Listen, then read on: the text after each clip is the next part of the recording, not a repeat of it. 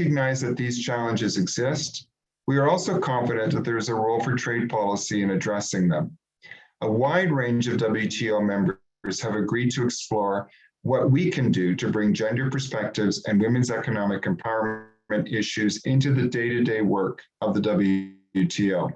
A few years ago, these types of discussions would never have happened in the WTO context. But through the hard work of committed members and with the support of outside stakeholders and the Secretariat, gender issues are now becoming more fully integrated into our work on trade. Our work here at the WTO will help us build up the solid base of data, best practices, and experiences that are needed to support our efforts to enhance opportunities for women in international trade. Members will have a great deal of work to do following MC12, but we are also very pleased to see the level of support that this issue has garnered and are eager to see what comes next. Thank you very much for your time. Thank you very much, Ambassador, for these insightful points. It shows how Canada is really a gender champion and showing the way on how to collect sex disaggregated data in trade. So thank you for this.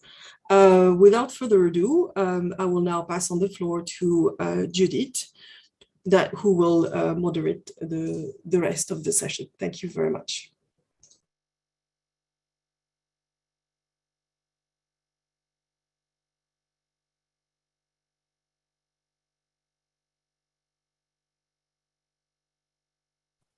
I'm sorry, Judith, but you're muted. Yeah.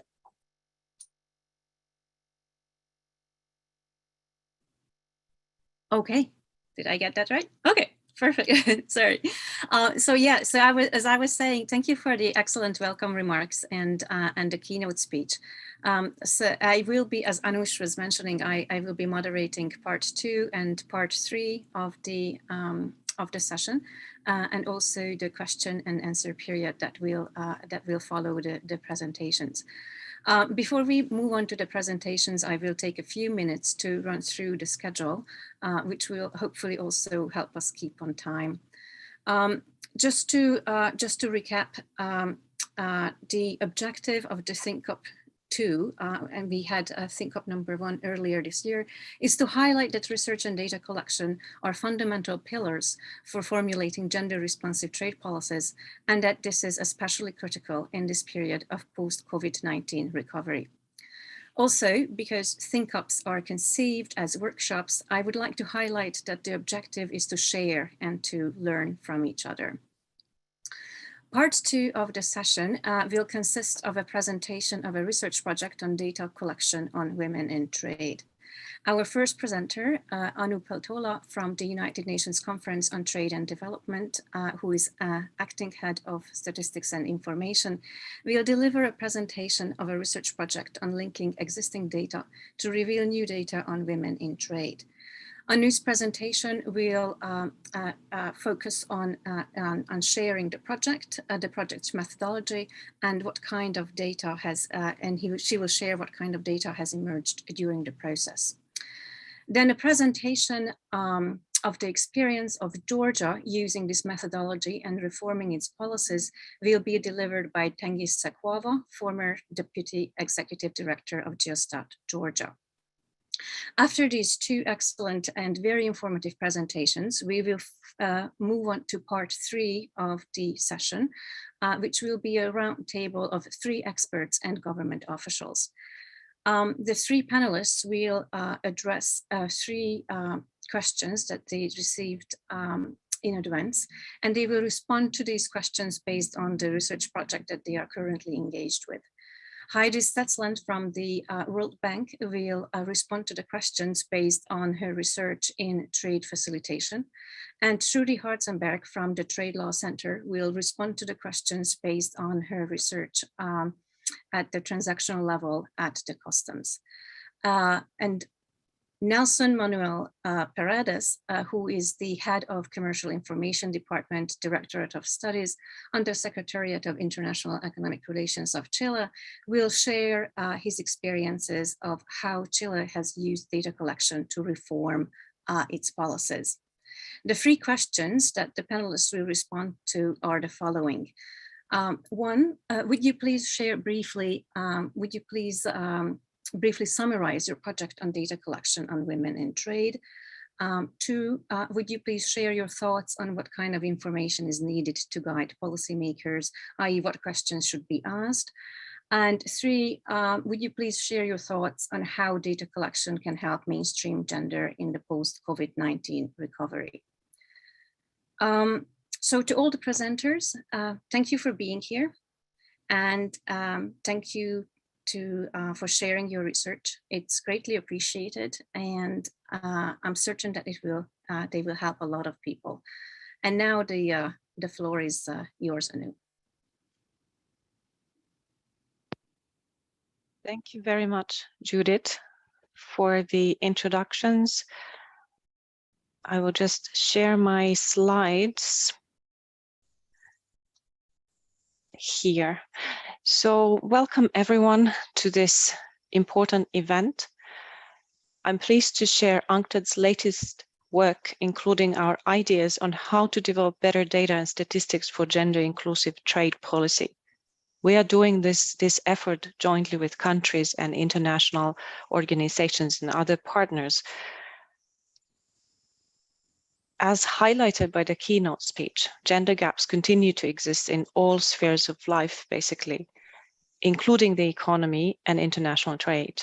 But data are not collected and compiled systematically about how women and men participate in international trade and how they benefit from it, how it affects them.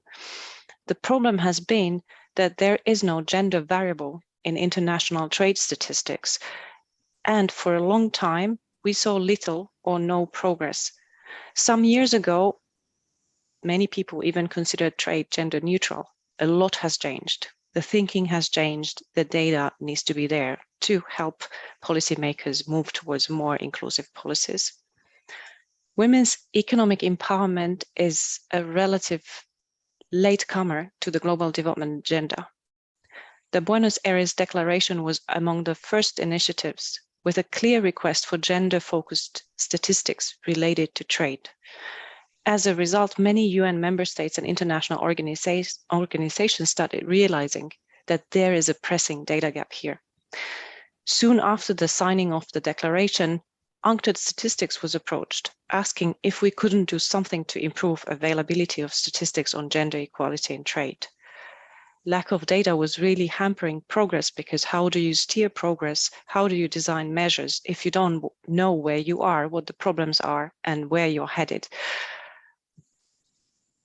At first, we were asked to disaggregate trade statistics by gender, but it's really not an easy task, because if you really want to analyze gender equality in trade, it requires linking of data across statistical domains or introducing new surveys that are dedicated to looking at gender equality in trade.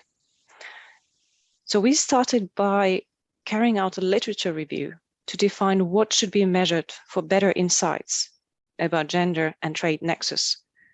We identified issues such as access to resources and constraints faced by women and men, their roles in and possibilities to participate in trade, labor aspects such as working conditions and jobs related to international trade or dependent from international trade or servicing it, wealth and empowerment, motivations and aspirations, and finally, gender equality also affects trade performance, and trade policy measures can influence gender equality conditions of trade.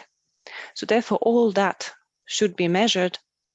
Ideally, all these issues would be relevant when you want to learn more about gender equality issues in trade. Here's a link to a 3-minute video. I will not show it here, but it explains in more detail the approach and the framework. So if the slides will be shared later, everyone will be able to watch the video via this link. The interactions between gender and trade are complex and challenging to measure. Therefore, there's no assumptions that could just replace data and statistics. We wanted to link the issues at stake that I showed you in the previous slide with an existing approach that is already used by statisticians. So we derived this approach from the Evidence and Data for Gender Equality Framework, EDGE framework, which was developed for measuring female entrepreneurship. And here we apply it to international trade. So we've replaced the contents of the boxes and renamed some of the elements of the framework.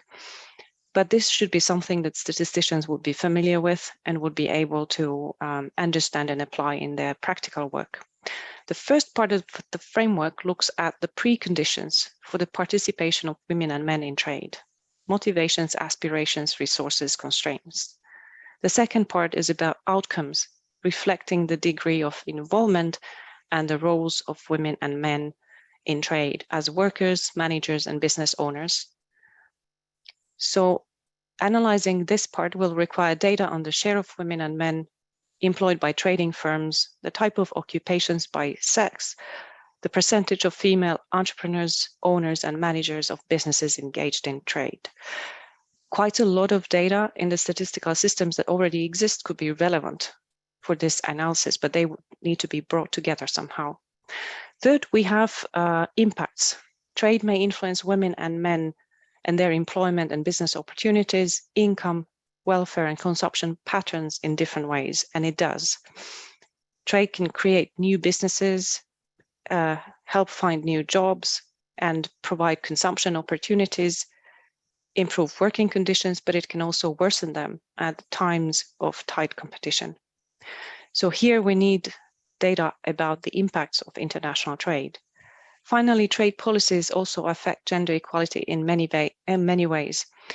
Here we need data on the different policy measures, including export subsidies, trade agreements, non-tariff measures, so that we can assess what kind of impacts they might have if there is a change, for instance, when these measures have been taken.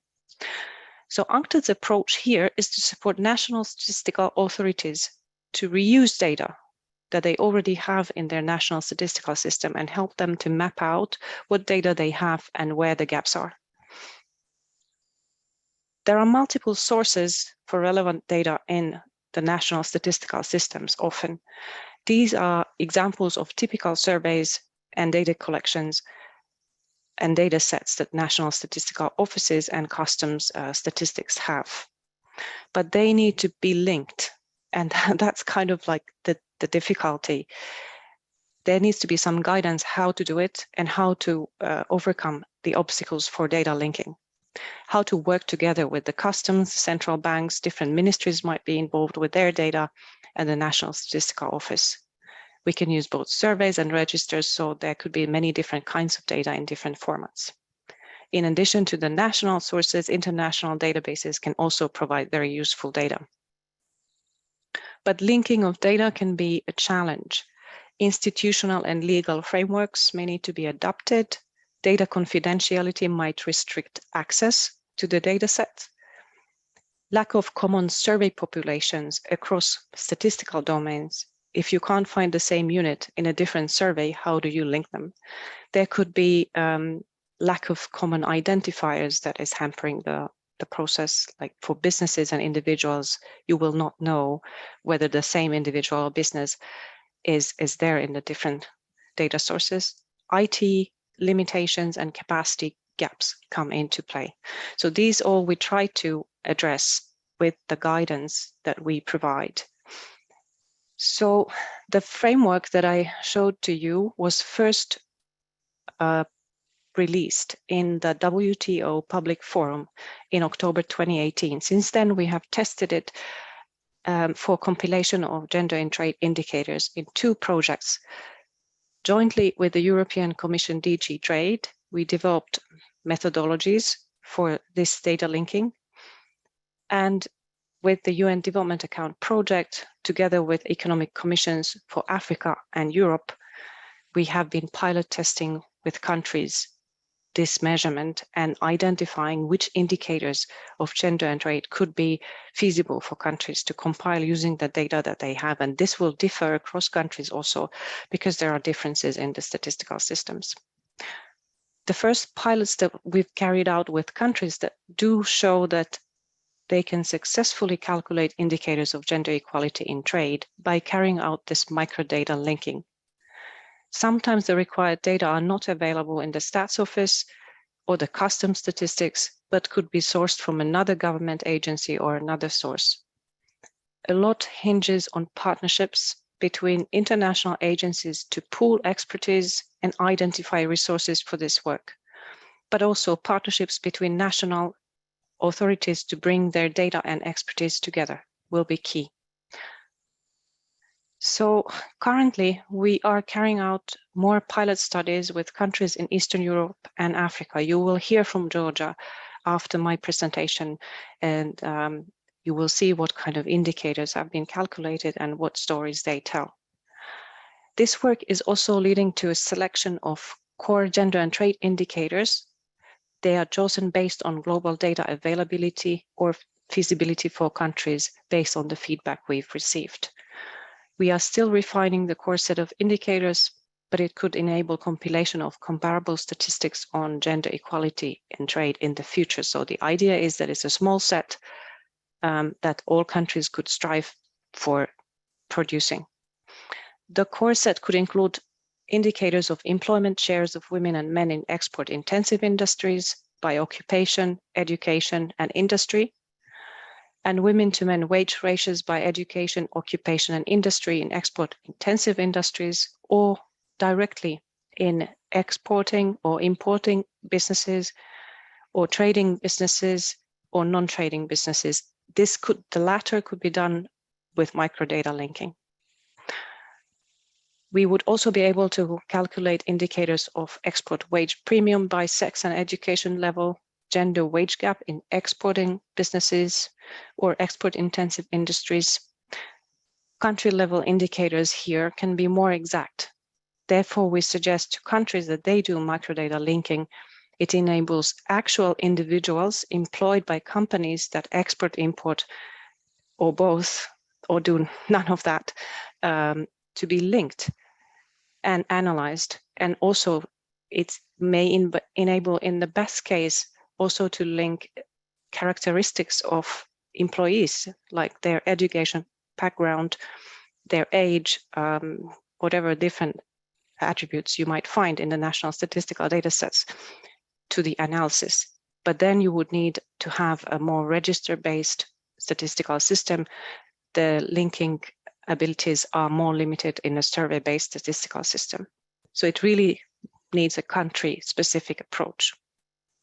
Of course, important will be indicators on women and men entrepreneurs and how they participate in international trade, what is the productivity, employment capacity, and so on. The pilots have also enabled looking into the gendered impacts of the COVID-19 pandemic. So as was mentioned before, these data are really relevant for that type of analysis. And this work is given rise now to development of practical guidelines on the compilation of gender and trade statistics. This relies on the experience that our colleague from Georgia will share shortly. And we are highlighting also other country case studies in addition and showcasing different approaches to measuring gender equality in trade. Now, the latest development is that the UN Statistics Division is updating the global UN trade statistics manuals at the moment, and UNCTAD was invited to lead, jointly with the United States, global efforts to include new recommendations in these trade statistics manuals on how to compile gender equality in trade statistics. This could have a major impact in the future, but it is it will be a long development, apologies, because the manuals are to be updated after 2025, and then countries will start applying them. But many countries are already following that process and already implementing and testing the feasibility of this indicator calculation. We are also planning to release a set of gender and trade indicators in UNCTAD's data center. These have been calculated from globally available statistics at the macro level, so they are not yet ideal in accuracy. And in the future, this could be extended with countries' own microdata linked, more accurate indicators that they have compiled. But that will also require some time still to finish. So this approach that we're working towards is based on reusing existing statistical data and strengthening the capacity of countries to analyze their data to get new insights from the data that they already have. UNCTAD is very happy to engage with interested countries in this effort and to provide support, guidelines, recommendations, whatever we can do to help you. These studies have brought about interesting results, often revealing, as we know, higher salaries in businesses engaged in international trade, but often also higher gender wage gaps. In Georgia and Finland, we find that female entrepreneurs hire more highly skilled women and paid a larger share of income to the business in wages, showing somewhat smaller profits than men-owned businesses. But this could also depend on the industry, and there are major country differences. Foreign-owned companies were found to provide less gender equal pay in Finland, but we've seen different results, the opposite in some other countries. So therefore, there is no way to replace data and statistics with assumptions. I think it's important that this work be taken seriously, at least by reusing data that we already have, even if it requires some efforts. I will leave further discussion of the results to Georgia and Chile, who will be talking about their findings, surveys, and indicators in today's event. We're grateful for the active engagement of national statistical authorities in pioneering this work. And thank you very much for your attention.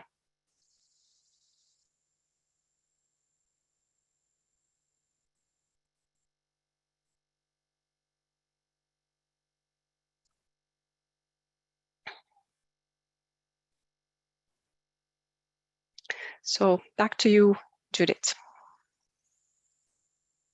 Yes, thank you so much, Anu. This was very informative.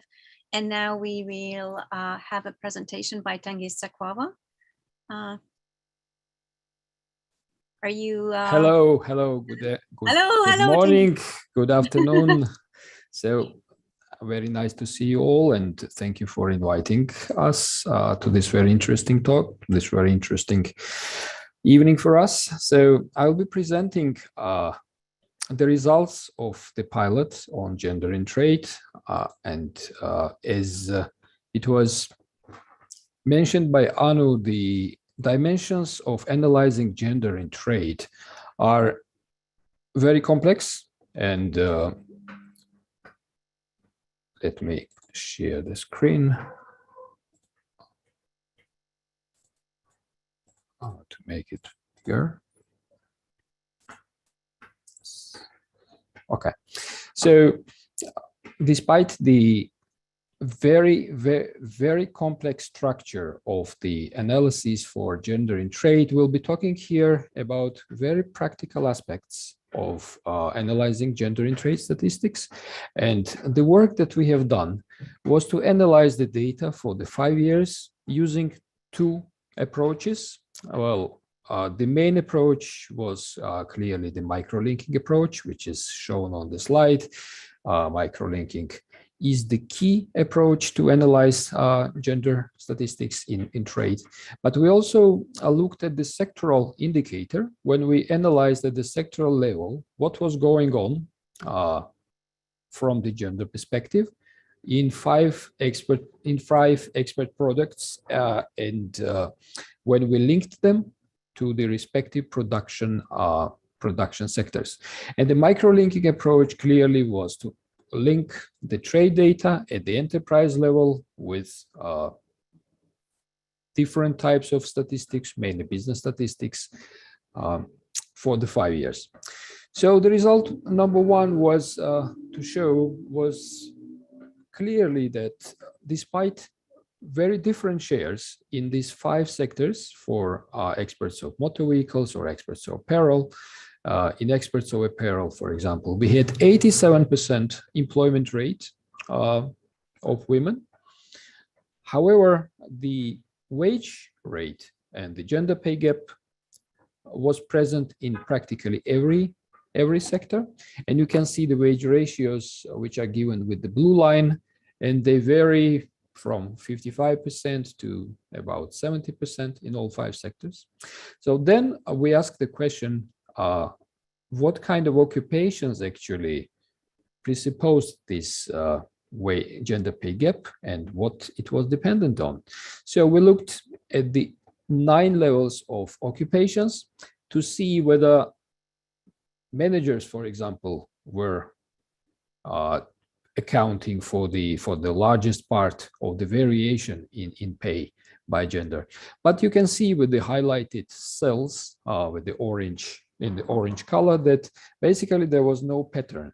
For some sectors like sales of motor vehicles, it was mostly for men among managers and professionals where we could see the big the weighted impact, while in other areas like in grape wines or processing of agricultural products, it was rather the elementary occupations or the medium skills in other sectors. So basically, the sectoral approach can be useful in analyzing gender in trade. However, this approach is limited. Obviously, it can only apply to exports because we cannot really talk about imports, as we cannot link basically production and import products, because this is about obviously foreign production. So the key approach, and it was fortunate that in Georgia we managed to collect the data, to link the data, and I mean it's a topic for another conversation, not for a short presentation. But as a result of microlinking, let me just present the quick results. So we can see that the employment ratio and the gender pay gaps are present. They are approximately, the employment ratio is approximately the 60% for two-way traders, so-called two-way traders and importers. So two-way traders are those who both export and importers only import goods. And the gender pay gap was also about 1/3 for both types of traders. When looking at the skill levels and the impact on employment ratio and gender pay gap, an important result was that the high-skilled worker women were the most resilient to gender inequality. You can see again, these cells are highlighted here, that high-skilled workers among two-way traders and particularly among importers show the highest employment ratio, so close to 1, relatively close to 1, and the gender pay gap is the lowest compared to managers and medium and low skilled workers. Another group of indicators that we looked at was related to the ownership structure, and the ownership structure shows extreme gender differences, and I'm just presenting one slide.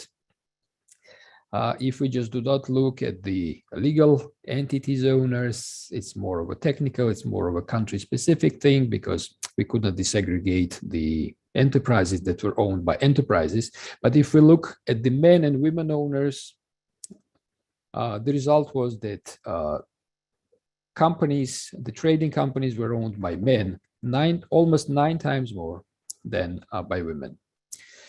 And it was also interesting when we disaggregated and looked at the gender indicators by gender-specific ownership. It was interesting to see that in women-owned enterprises, the employment shares for women as well as the gender pay gaps were more favorable for women compared to men-owned enterprises.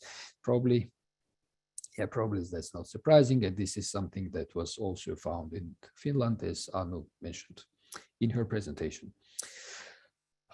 And finally, so there were a number of other possibilities to analyze. It's the flexibility of the microlinking allows to look at the trading companies by origin, by residence, so whether these were Georgian companies or foreign-owned companies, and there were some interesting results. But I would just like to focus on the COVID impact, on the possibility to analyze the COVID impact on the trading companies and on the gender indicators. So after our project was completed for the assessment of the gender in trade, we actually used one more year of data for the 2021 to look at the COVID impact on the Georgian economy and the Georgian trade.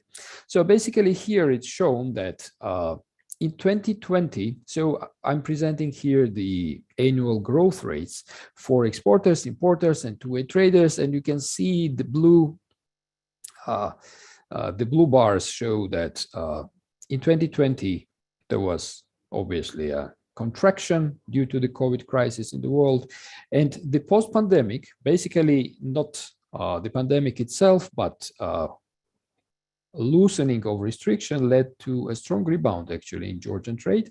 And for all traders, exporters, importers, and two-way traders, we see that the growth rates actually exceeded the contraction of 2020, and in 2021, the trade sector actually showed positive growth compared to 2019.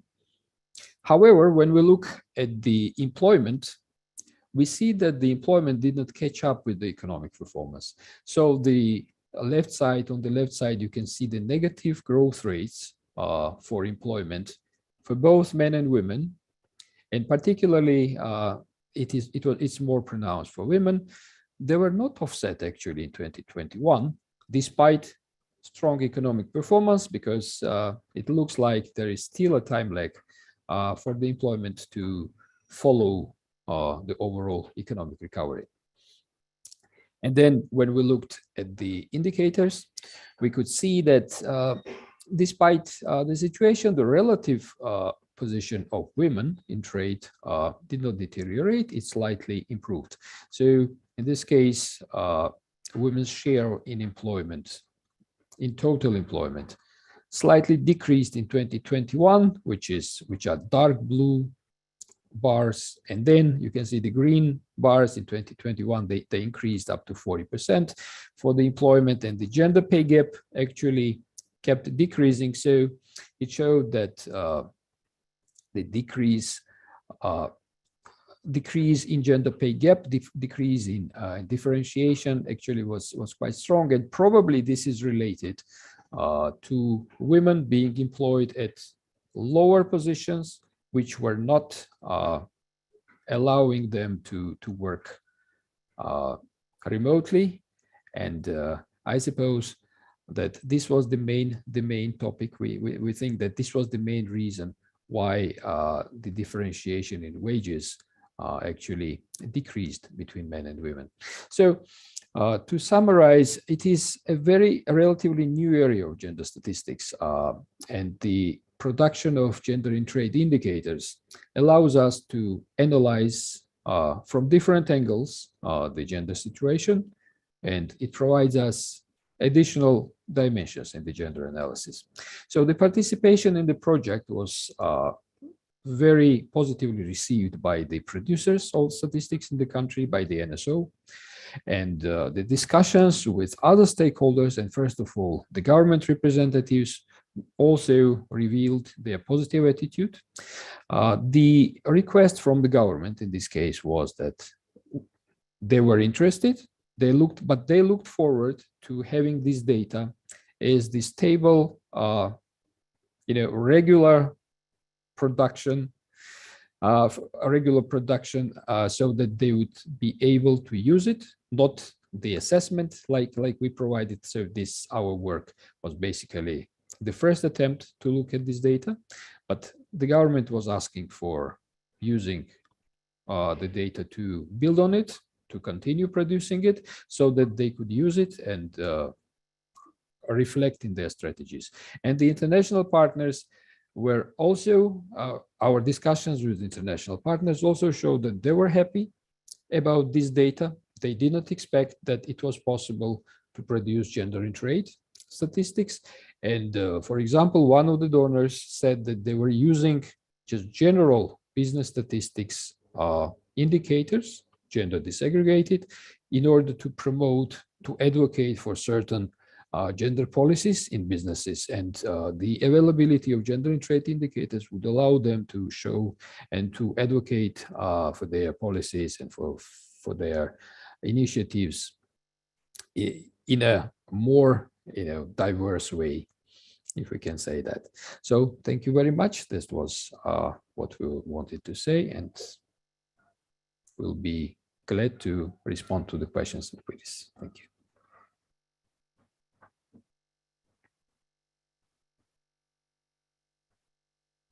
Thank you very much, Tengiz. That was very informative, very useful. Thank you.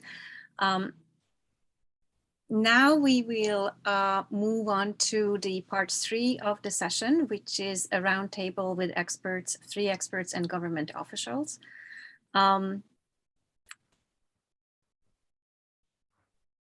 Yeah, sorry, I'm just following the screen.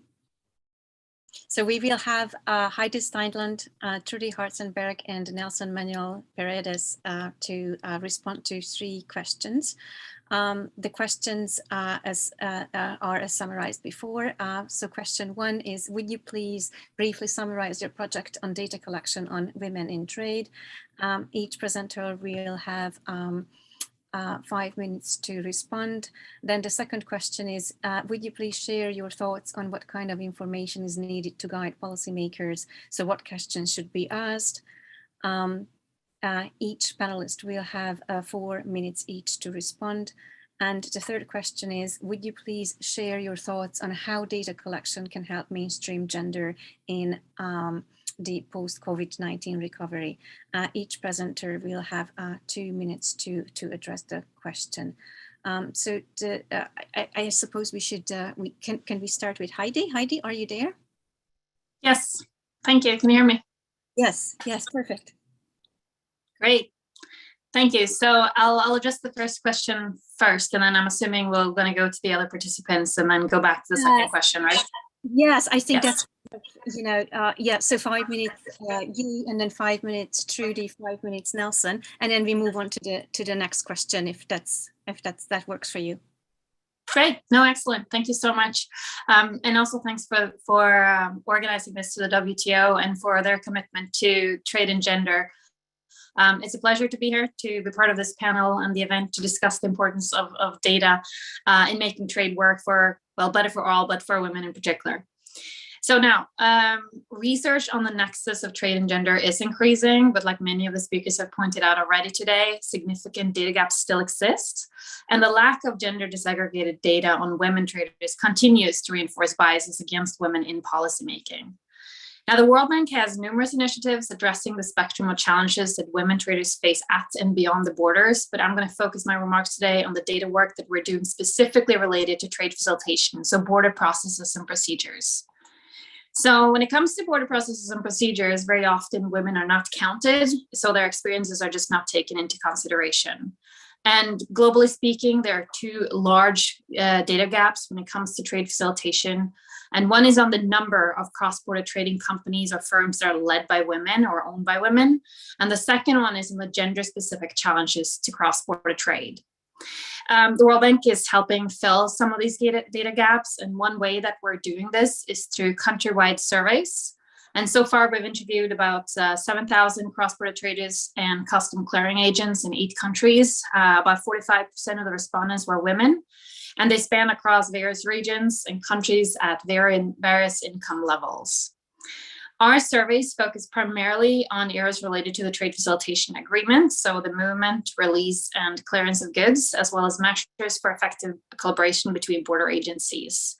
We do touch upon some other areas also, for instance, safety issues at the border, infrastructure challenges, the impact of COVID, and lately also the impact of the war in Ukraine. So in short, our process is 3-phased, in which the first phase is really preparation for survey rollout. So that involves creating master survey lists using official trader contact lists provided by the respective governments only, and then holding focus group discussions with public and private sector stakeholders for preparation and survey customization purposes. Then the second phase really is rollout of the surveys, and depending on the quality of the trader data available in the country, we follow a simple random sample method, and we work with statisticians, trade facilitation, gender and survey experts for the interviews and the analysis. Then the third phase is the analysis and dissemination of the findings. And all the reports that we produce with country-specific findings and the recommendations to address the gaps that have been identified are publicly available, and they're used by various stakeholders. So maybe just in closing, to give you a very quick snapshot of some of the findings of the work. Some of these confirmed some of the assumptions that we hear about women's obstacles to trade all the time, but our work really quantified these gaps, and that's very important in understanding how large the gaps really are. So just one that I think we hear about a lot, access to information. If traders are unaware of new customs rules and regulations, or if they just can't understand them, they may face additional compliance burdens, and the cost for not properly meeting the requirements will increase. So it makes trade more expensive. And our work found that women traders in Papua New Guinea and Samoa, we did this work in the Pacific Islands, for instance, have difficulty in finding information on border regulations and procedures, more so than their male counterparts. And we also saw a slight gap in the ability to understand information in some of the countries. Now, in terms of electronic declarations, the ability to submit import and export declarations electronically reduces time to comply with documentary requirements and costs. And we know that women traders in particular need a lot of flexibility compared to men in doing business. We saw that fewer women are aware that declarations can be submitted electronically. And similarly, when it comes to pre-arrival declarations, we saw that fewer women are aware that customs allows for pre-declaration of shipments prior to arrival. And we know that pre-declaration of goods often allows goods to be released faster and therefore saves the traders time and money. On consultations, we saw that fewer women are consulted by the government on matters related to border processes. Similarly, we saw fewer women are represented in trade associations. And this is really important because trade associations are often critical in obtaining information on trade, and it helps traders provide feedback to government regulators as well, as many governments use these associations to seek feedback on proposed changes to border processes and procedures. And then finally, since there's a lot of talk about national trade facilitation committees, we actually were quite surprised to see that over 90% of men across the board in these countries, and more women than that, were unaware of the existence of national trade facilitation committees in their countries. And these committees are really critical because they usually are made up of both public and private sector representatives, and they can play a vital role in planning and implementing trade reforms. So it's quite surprising that so few actually had ever heard of them. So there's a great window of opportunities for these committees. So I think that's just a quick snapshot of the work. Back to you, Judith. Thank you, Heidi. And I will invite Trudy now to share her research. Thank you so much, Judith. I have a brief presentation, colleagues, which I will use to guide our conversation. Our research is focusing on the African Continental Free Trade Area, which I'm sure many of you will be familiar with. We're really interested in a gendered analysis of key value chains. And this is important because the AFCFTA is now a designated framework for Africa's industrial development. As we have noted already, we are going to be looking at the trade data, of course, and in particular, transaction level customs data to help us better understand value chain development across the continent. The African Continental Free Trade Area has a strong focus on gender with the introduction of a protocol on women and youth, which is still to be negotiated. So we're hoping that some of our findings and the data that we will be able to generate through the project may be able to inform this agenda, which is particularly important given demographics and the preponderance of women in the SMME sector, but also the very important category of small-scale cross-border traders who are predominantly women across the continent. I'll skip through these, the important value chains that have been identified as conduits to support Africa's industrial development are the automotive sector, the automotive value chain, clothing and textile value chain, and the agribusiness value chain.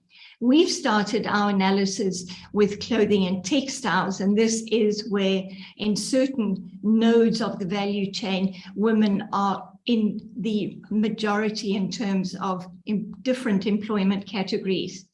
So what we are doing is to try to bring different streams of data together to better understand how existing value chains are operating across the continent, but also to get some insight into cross-border trade that exists within the context of these different value chains.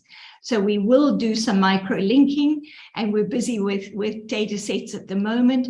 We're also looking at input-output tables, for example, to draw out cross-border value chain patterns using industrial sector dimensions. So it really is bringing together industrial development and trade with a myriad of different data sources. And very important, I think, as Heidi has indicated, there is enormous value that we see in terms of doing surveys. So I'll tell you a little bit more about that in a minute. This is where we started with the analysis of trade across borders, intra-Africa trade in clothing and textiles at the very, very detailed level. This has helped us to understand what the value chain actually looks like. And what we know, of course, is that women are predominant as garment manufacturers, and to some extent at the lower end, often when it comes to retail, if we can call it that. If we take a look at the dimensions of informal cross-border trade or small-scale cross-border trade, then textile and garment products play a very important role. When it comes to the customs level data, transaction level data, this is quite important to keep in mind that, of course, the data that is collected by our customs officers can be linked to tax profiles and data, but the revenue authorities very seldom make this data, even anonymized, available for research. However, there is data available commercially, and we've scouted around and find a particular source of commercial data which provides a window into a number of countries on the continent. It's by no means complete. We find that some countries are reporters, in other cases we have mirror data. So we really have to take this with a pinch of salt or more to really start taking a look at what is happening on the continent. Extremely important to keep in mind that when we are looking at the transaction level data, this commercial data does link to ownership and management indicators so that we can actually track gender via these indicators and link that to the trade flows. So this starts to put some pieces of the puzzle together to give us a better understanding. We're also looking at the various sources of value chain data, and quite important trying to put together here some of that data with, for example, the World Bank's enterprise survey data. So for a number of countries, there is very, very comprehensive data available there. But as I've mentioned, we are going to be doing, and we have started doing, primary research. And this is done across the continent. During COVID, we used LinkedIn's labor market, so to speak, the Work Up source, and we have a number of experts across the continent who have experience and will be able to conduct surveys at different border posts for us, lowering the cost of actually traveling and doing these surveys ourselves. I think this is quite important. We had some experience working together with colleagues from the United Nations Economic Commission for Africa last year and the year before, where we took a look at preference utilization rates. And again, we had a combination of data streams, but also taking a look at the survey data. I want to emphasize the value of the survey data because, as Heidi has also indicated, one is able to get a lot of qualitative information from those surveys. And this is particularly important to complement the quantitative data, although in some ways, of course, we recognize that this is at best a case study or a small window into some of the important and complex issues when it comes to the relationships between trade and gender, trade, gender and value chain development across the continent. It starts to trigger very important research questions. And I think that's enormous value in terms of taking the research agenda forward. We've just heard in the last couple of days that trade under the AFCFTA may well be starting soon for a small number of countries.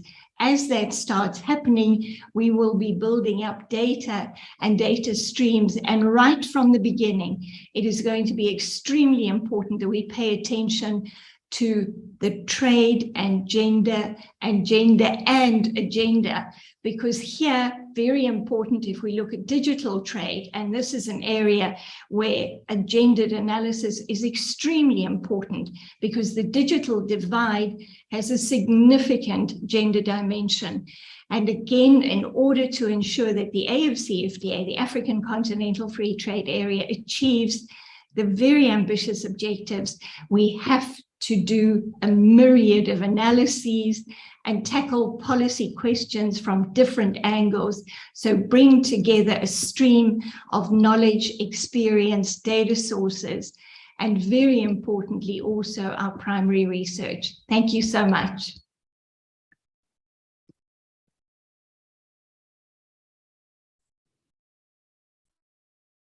Thank you very much, Trudy. That was very informative.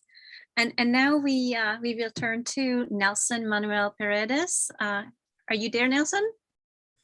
Hi, Judith. Oh, hi, Nelson.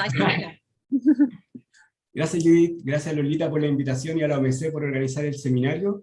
Voy a presentar unas pequeñas láminas para responder la primera pregunta. Por favor, si me pueden confirmar si ven bien.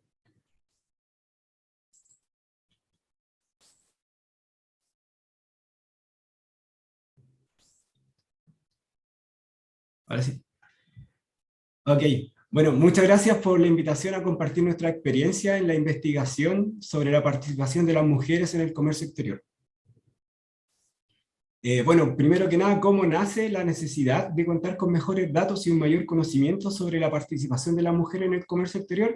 Esto nace 5 años atrás, en el año 2016, cuando Chile con Uruguay firmaron el Tratado de Libre Comercio, que fue el primer Tratado de Libre Comercio en el mundo que incluyó un capítulo específico de asuntos de género y comercio.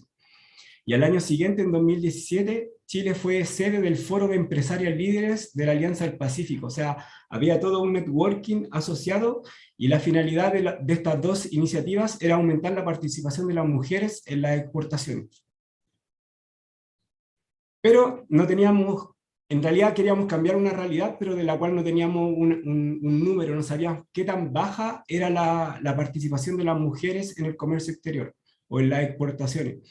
Por tanto, nuestra labor fue buscar ese número, tratar de construirlo. No teníamos en ese momento un número que fuera nuestro número de partida. Entonces nos dimos a la tarea de saber de cuántas mujeres exportaban, desde qué regiones de Chile exportaban, queríamos saber qué productos o servicios exportaban, cuál era el valor de sus exportaciones, si estaban involucradas en los tratados de libre comercio, si lo utilizaban, cuáles eran sus principales mercados de exportación, el tamaño de estas empresas, si eran grandes empresas, pequeñas empresas, y también queríamos saber cuánto empleo generaban estas empresas lideradas por mujeres. Pero el trabajo no fue fácil, tuvimos grandes obstáculos al inicio de la investigación, por básicamente todo lo que han expuesto los expositores anteriores. Había mucha estadística de comercio exterior, pero no estaba desagregada por género. Pocos organismos públicos en ese momento habían incorporado la perspectiva de género en sus sistemas de gestión, por lo tanto no sabía mucho diferenciar la empresa, si era una empresa liderada por hombre o por mujer, no existía esa diferenciación.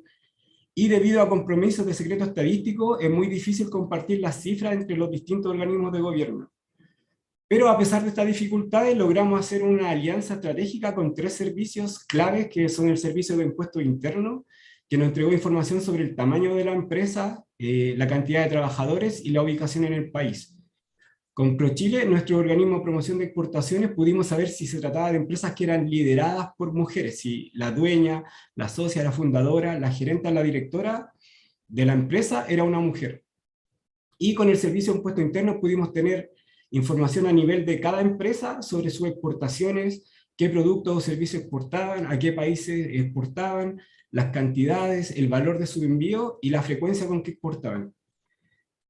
Gracias a esta unión entre los organismos públicos pudimos lanzar nuestro primer estudio en el año 2017, que fue la radiografía a la participación de las empresas lideradas por mujeres en las exportaciones chilenas, que nos permitió por primera vez contar con un número. En ese momento supimos que las empresas lideradas por mujeres en las exportaciones eran 205, que representaban el 3% del total de exportadoras del país, que la mayoría estaba en el sector de los alimentos. El 87% de ellas exporta alimentos, el 70% de ellas eran pequeñas y medianas empresas, y la mayoría de ellas exportaba desde Santiago, la capital del país. Hay muy poca participación del resto de las regiones del país. O sea, es decir, estaba muy concentrado. Bueno, hasta la fecha hemos hecho 5 ediciones de la radiografía a la participación de las mujeres en las exportaciones, pero nos dimos cuenta que en las primeras 3 radiografías, en la edición de 2017, 2018 y 2019, habían ciertos puntos y ciertos factores que eran como, se repetían demasiado, que era como la baja participación dentro del total de empresas que exportan en Chile, una alta concentración en el sector de los alimentos, casi nula participación en la exportación de servicios, y la mayoría exportaba un solo producto o a un solo mercado. Entonces quisimos saber por qué, porque no se trataba de medir anualmente lo mismo y no poder incidir en eso, no poder hacer cambio. Entonces quisimos hacer una entrevista, una encuesta que nos dijera por qué no podían expandir más sus ventas o cuáles eran las principales barreras que enfrentaban. Entonces, el año 2019, en conjunto con ProChile, lanzamos la encuesta de brechas y barreras de género para la exportación de empresas lideradas por mujeres. Entonces les preguntamos cuáles o en qué instancia han sentido algún tipo de discriminación por ser mujeres en el proceso de exportación.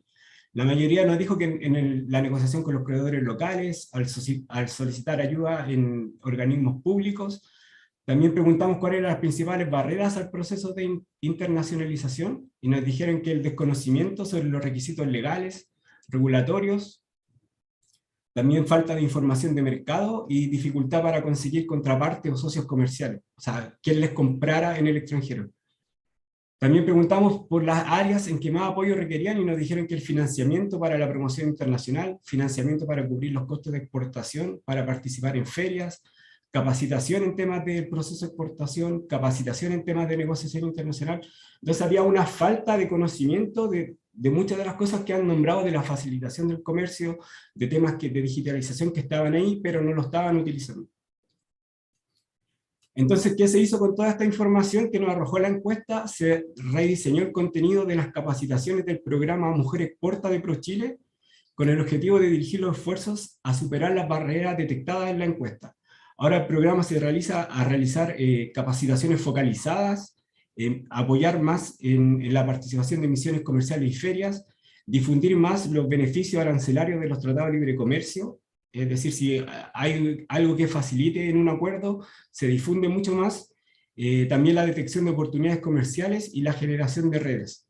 En sí, nuestro estudio ha permitido como que anualmente vamos descubriendo los avances que pueden haber y si hay alguna posible mejora que hacer a nivel del Estado. Eso ha sido básicamente nuestra investigación. Muchas gracias.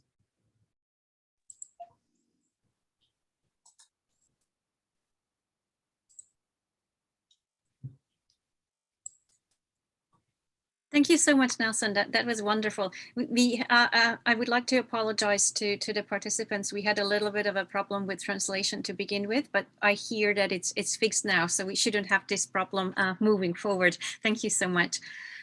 So now we can move on to the second question, which is, would you please share your thoughts on what kind of information is needed to guide policymakers? In other terms, what questions should be asked?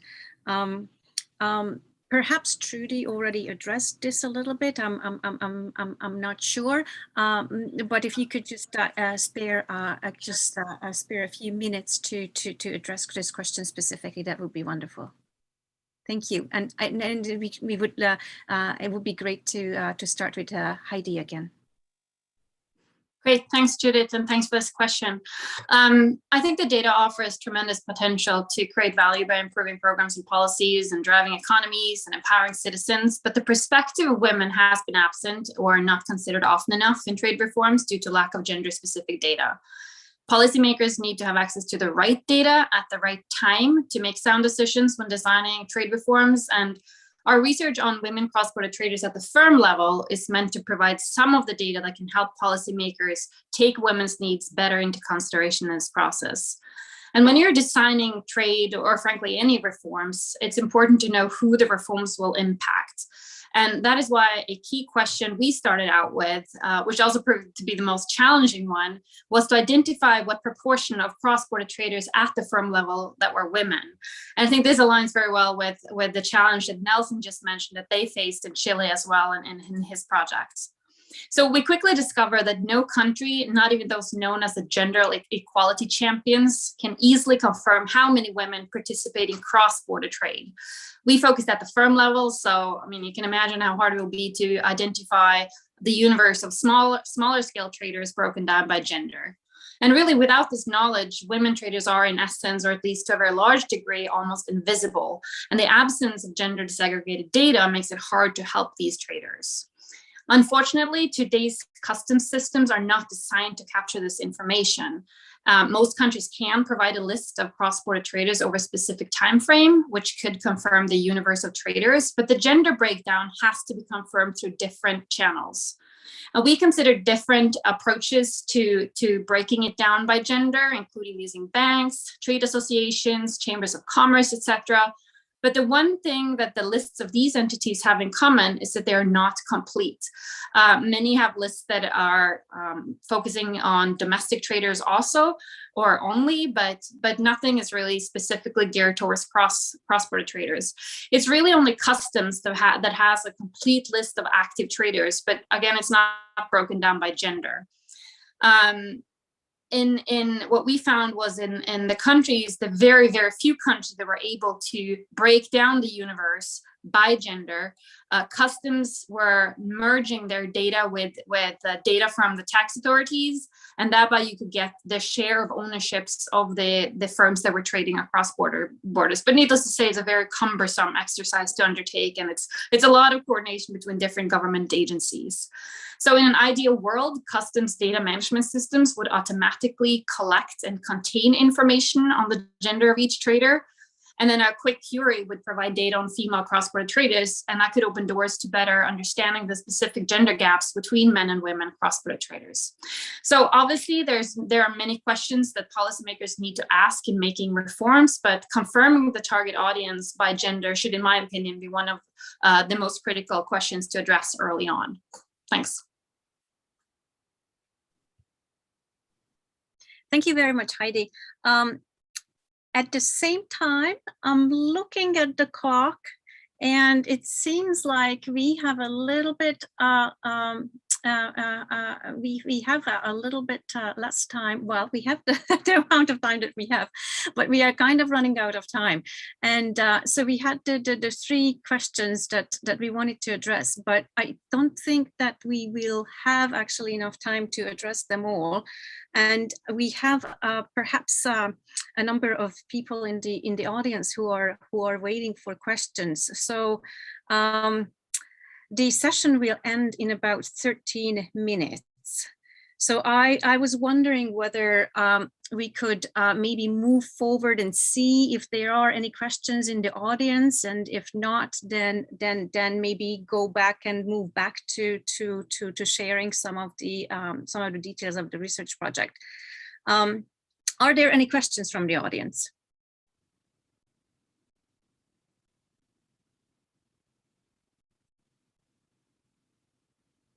Not at this point. I don't see questions.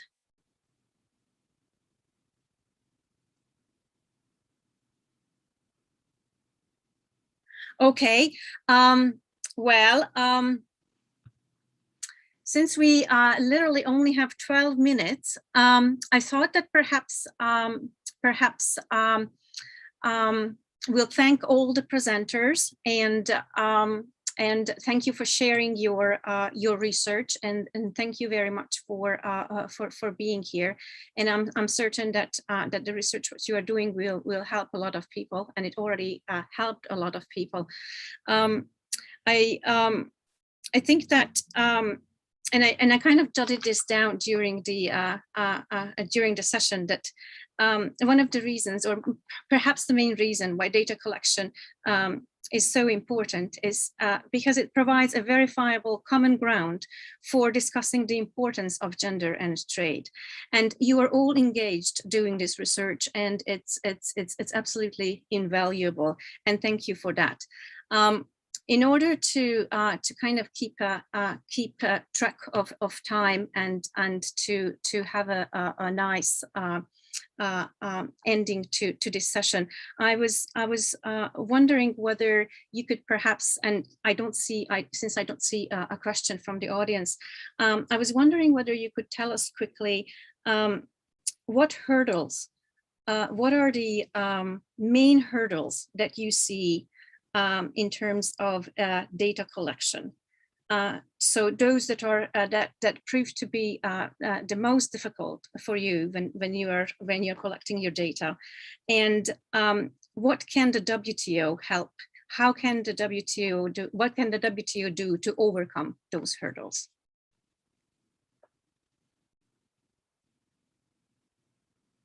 If any of you would have a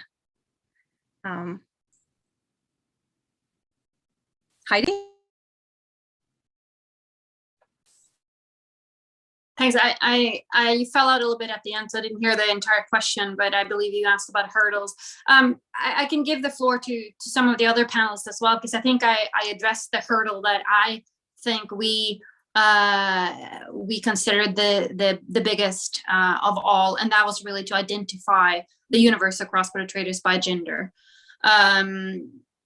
I'm assuming the second part of your question was how did we address it, but I missed that part. No. The second part of the question was, how can the WTO help you to overcome those hurdles? So I think, just as I mentioned, today's customs management systems, they don't collect the data by gender, right?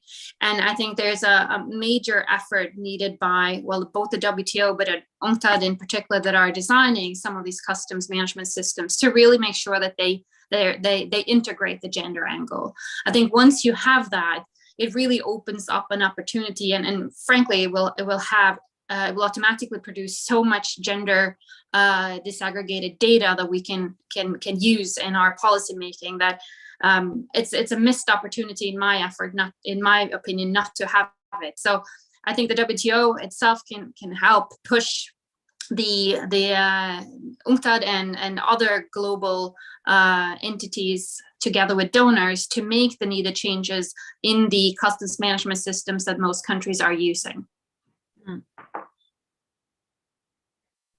Very good, thank you. Trudy, how could the WTO help you with your research? Thanks, Judith. I think what Heidi has outlined is absolutely foundational. However, it's not only the WTO that can assist, and I think that's extremely important to keep in mind. UNCTAD, International Trade Center, which collates a lot of data, are all extremely important. A particular set of impediments to cross-border trade on the African continent is in the area of non-tariff barriers. And here we have a number of platforms for reporting complaints about non-tariff barriers. But a really interesting statistic is that less than 2% of reporters are women.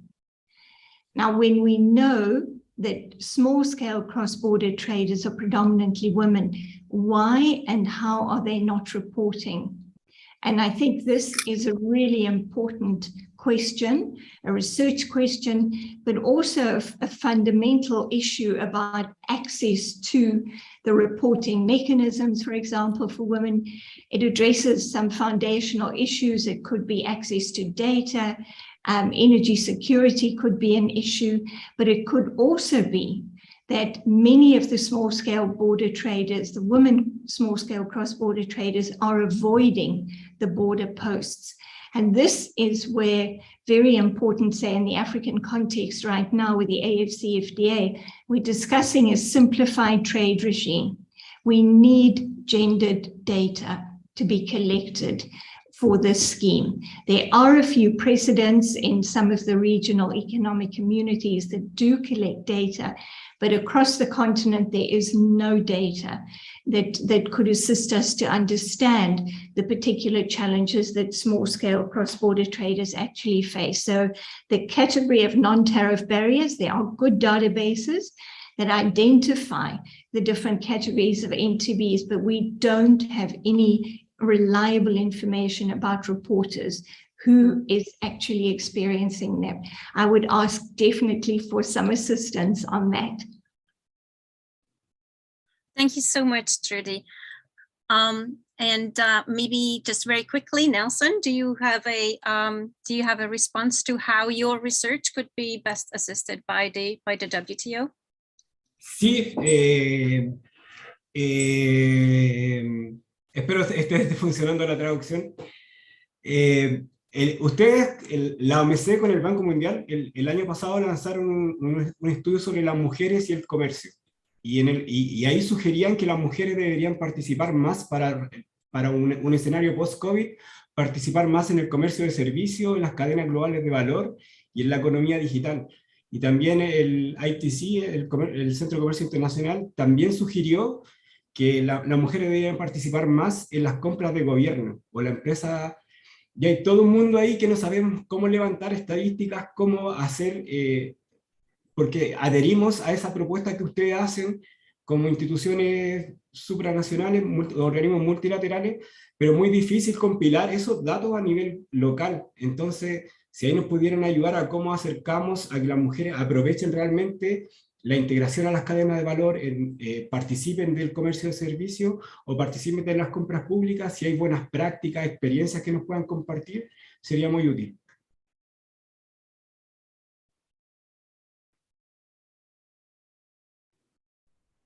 Thank you so much, Nelson. That's very, very helpful. And now I think that we are at a time when we need to conclude the session. It was a wonderful session. I was actually hoping that it would never end.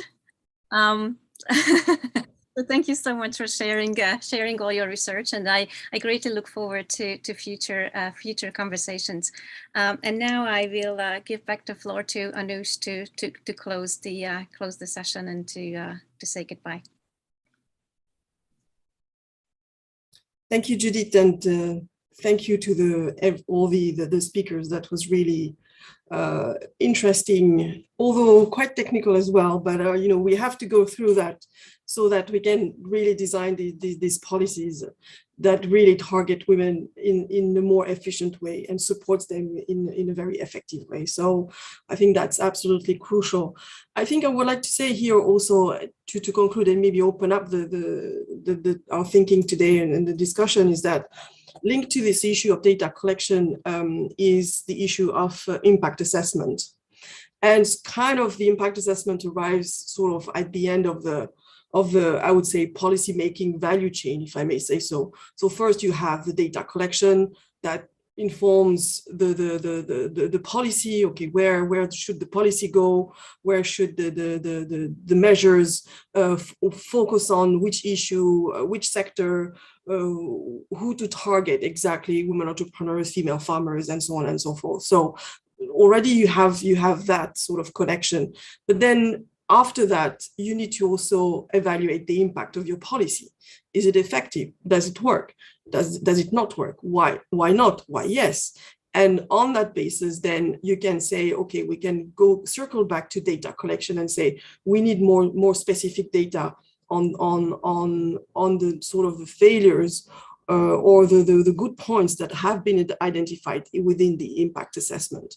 So basically, it's kind of this sort of maybe loop of policy making, which is almost never ending. You know, the more data you have, the more granular data you need, because the more targeted your policies will be as you go along in implementing these policies. So I just wanted to make that point, and maybe this is something that we could, you know, look at as part of the work of the hub at some point. Just maybe two last points to conclude, and it's just more on the housekeeping aspect. So I just wanted to let you know that we'll have our third Think Up to be held at the end of September during the public forum, the WTO Public Forum, which will be held from the 27th to the 30th of September. For the moment, we have not agreed on a particular topic, so we're still discussing this, but definitely we'll be there at the public forum to tell you more about research on trade and gender. And of course, this year, at the end of this year, early December, we have our big event, which is the World Trade Congress on Gender. And this is the first international research conference on trade and gender. So we will showcase a lot of research on the topic, and it will be really under the umbrella of a specific focus. That is to say, we will look at the issues of gender equality for sustainable trade and recovery. So I support you or I encourage you to keep on getting our information, to keep informed about what we're doing in terms of our activities. We will communicate on all these two events, and you'll have more information in the coming month.